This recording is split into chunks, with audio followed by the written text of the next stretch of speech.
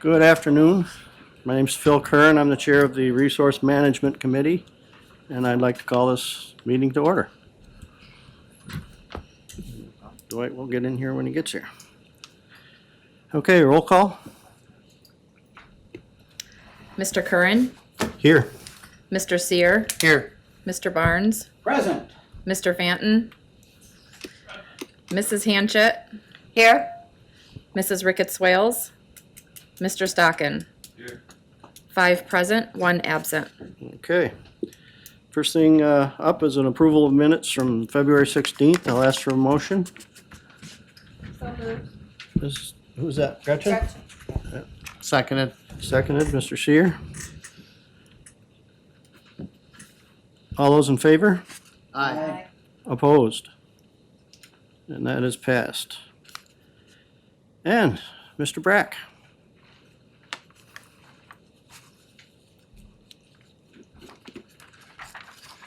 Good afternoon. As you Okay. can tell from my monthly report, it was pretty slow.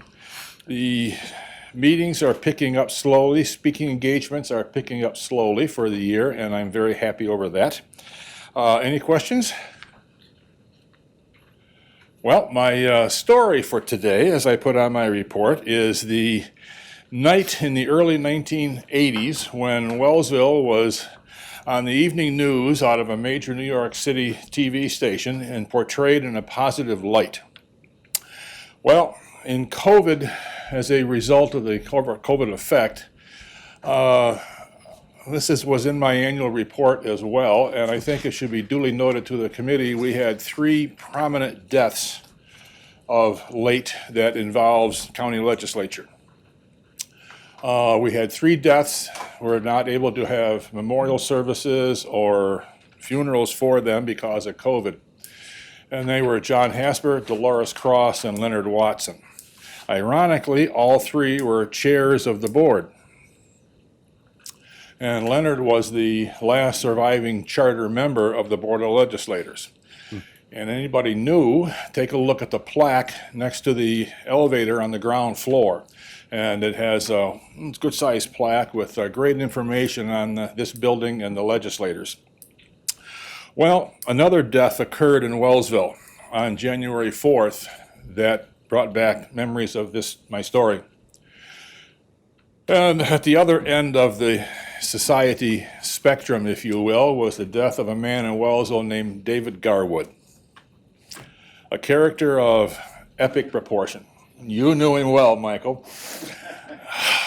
A very sad case. Vietnam finally caught up with him. Well, his obituary mentioned his father. So, hang on to that. Back in the 1950s, when Buffalo TV channels and every channel else in the nation were getting organized as to news, weather, sports, and so on, Buffalo TV channel had a sports announcer named Bill Mazer, M-A-Z-E-R. Phenomenal man. Charter member of the Buffalo Sportscasters Hall of Fame, etc., etc. And he went on to New York City for fame and fortune and started the very first radio sports talk show in the nation, and every city has that today. Well, at this time, the TV cable in Wellsville that I watched every night was Salmon's Communication. Brings back a few memories. And they were ultimately bought out by Adelphia, and we all know how that turned out. Well, Salmon's Communication carried this New York City channel. And every night after anchor John Rowland, very popular man, watched by millions in the East Coast, when Bill Mazer, the amazing Mazer, finished his sportscast, they had a nightly trivia question sent in by readers, listeners, viewers of interest to everybody. And very, very rarely was Bill Mazer stumped. He knew every player's shoe size in every sport from around the world. Phenomenal memory. Well, one night I was half asleep, and John Rowland, the news announcer, says to Bill Mazer, tonight's sports trivia question comes from a Jerry Garwood, David's father. Jerry Garwood in Wellsville, New York. Well, I snapped too, as you can imagine. sat right up. And Jerry Garwood, he mentioned it a second time, Jerry Garwood in Wellsville, New York, wants to know who was the last man to box John L. Sullivan. And Bill Mazur's face just drained of emotion. And he starts, as a litany almost, reciting all the names of the boxers that John L. fought and defeated, and ultimately one of them defeated John L. for the World Bare Knuckle Championship. And John L. fought him the next year and won, got the belt back. And Mazur recites these names, and John Rowland is starting to laugh. And Mazur says, well, Jerry Garwood in Wellsville, New York, you got me. And John Rowland says, the Undertaker, according to Jerry Garwood in Wellsville, New York. Well, they all roared, and I fell out of the chair. And it was a wonderful, wonderful night. And I never talked to Jerry Garwood after that night, so I never saw him again. But just a wonderful story. And how that immediately relates to our local history is the following. I just can't help but wonder, to speculate, what Bill Mazur would have to say if he were to visit Belfast.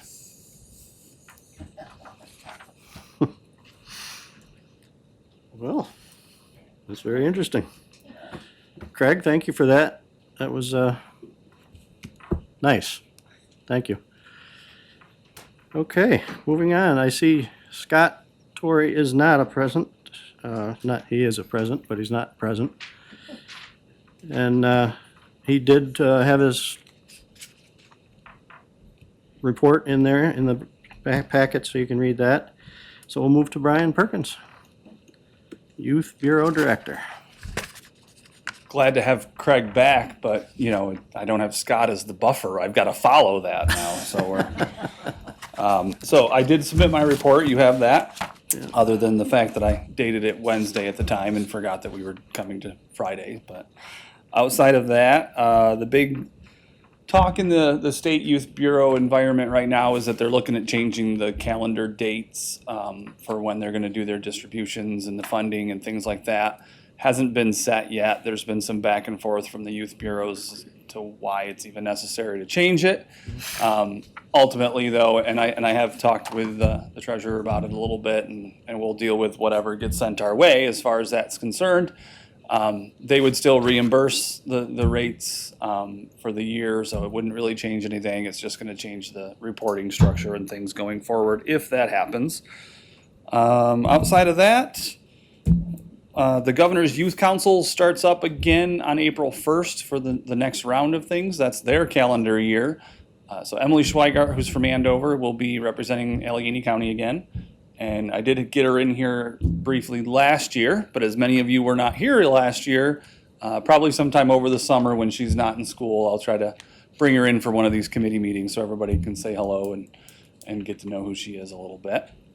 Plus, it's probably extremely embarrassing for her, so let's do that. And then bike safety's been getting scheduled now, so 4-H, Tricia Heary with Cornell Cooperative and the 4-H program helps set that up. She keeps in touch with people along the way anyway, so we'll be getting those. She's already heard back from a few schools about when we're going to do it, so that list is starting to fill in, and we'll get going on the bike safety things. And I guess the only other thing that actually didn't make it on there is that this morning, actually, I was in SIO Central School. The Save a Life tour was there, and it's a distracted driving program for the kids. They've got a simulator that they can sit in. They try to drive. They have there's two setups. There's one where they have a cell phone that the kids use, and they have to try to drive while using the phone in the simulator to try to, demonstrate how dangerous that can be. The other one, meshing the other side of my job here, is an impairment simulator. So they put on goggles, and then those goggles can, blur a little bit, and then the program will delay their reactions for what they see in the goggles anyway, and then that projects up on a screen, so everybody else, all the other kids sitting around, can watch them as they're trying to drive around in their virtual cars on the screen. So I think the program was going pretty well today. SIO was their first stop in Allegheny County. They've got a few more coming up here in the next couple months. They're spaced out a little bit. They happen to be passing through on their way to New Hampshire, I found out. So next month, they're spending a lot of time in New Hampshire, and then on the way back through, they're going to hit a few more. So, but it seemed like it was a pretty good program. Good. So other than that, does anybody have any questions? I do. Sure. One on the new opportunity with New York State Mentoring Oh, yeah. Program. This kind of seems like it would be a duplication of what Compeer does. Yeah, Compeer does some things like that for sure. So it might be really all she's talking about doing is she wants to come in and help supplement things that are already there. So really, she's looking for connections, and Compeer would be one of them for sure. That I should actually be getting her in touch with, and I'll make sure to do that here going forward because. Because it's a state-run program, there's actually free services that she can offer to help supplement others, and that's what they've done in other counties. In Steuben County, I think they partnered with what was the Boys and Girls Club. I know they're not anymore. They've took on a new name, and I don't recall that right now. But they partnered with them to help supplement some of the programs that they were already doing. So it would be, if that's the best route to go is to partner with somebody that's already doing it, then we'll definitely Right. look into that and either extend that program to other places and other areas or see what we can do. Yeah, that would be Edna Kay's. Yep, So, yeah, I appreciate it if you would get in touch with her first. absolutely. Yeah, I'll get those two in touch so we can see if there's anything they can do. Okay. Anything else for Brian? Okay, You're off the hook. thank you very much. Thanks, Brian. All right. Laura is not here today, but she left her report, which seems like it's a big, thick wad of paper, but the bulk of it is her regular report on the one page, and then all the other pages are about the avian flu, which apparently 3 spots in New York have been already detected and several all up and down the East Coast. And it's pretty interesting. I read the thing and it's interesting. Just don't let the ducks near your chickens.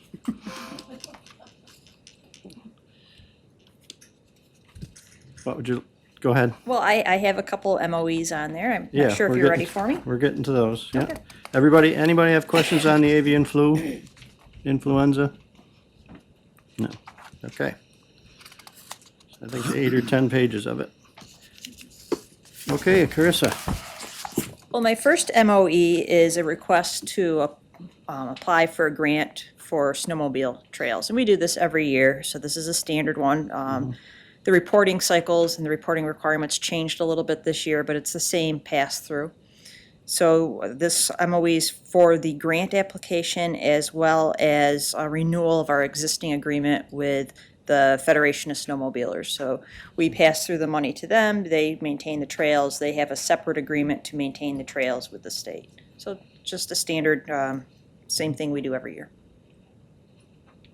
any questions on that from anyone? I'd like to make a motion on that. And I have second, I'll Mr. second. Kier. Gretchen, second. It's a good program. I have a question about it. Do we have a record of the expenditures?